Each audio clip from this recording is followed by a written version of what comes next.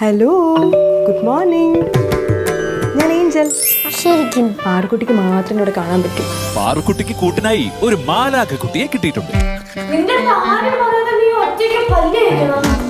പാറു എന്ന് ഉപ്പുമാവ് കഴിക്കണം. അതിങ്ങടുത്തേരെ ഞാൻ കഴിച്ചോളാം. വീണ്ടും മിറാക്കിളാ. അത്ഭുതം തന്നെ, ചെറിയ അതിശയം. ഏഞ്ചൽ ആവാൻ ഏത് കോഴ്സാ പഠിക്കേണ്ടത്?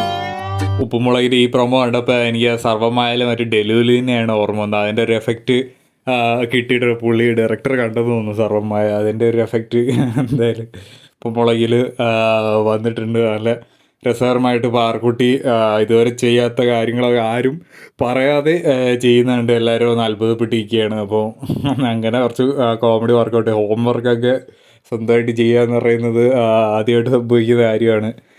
മറ്റേ സ്കൂൾ ബാഗൊക്കെ മോഷണം പോയെന്നൊക്കെ പറഞ്ഞ് ഇനി സ്കൂളിൽ പോകണ്ടല്ലോ എന്നൊക്കെ പറഞ്ഞിരുന്ന ആൾ സ്വന്തമായിട്ടൊക്കെ ഇരുന്ന് ഹോംവർക്ക് ചെയ്യുന്ന ആടുമ്പോഴാണ് എല്ലാവരും ഭയങ്കര അതിശയപ്പെട്ട.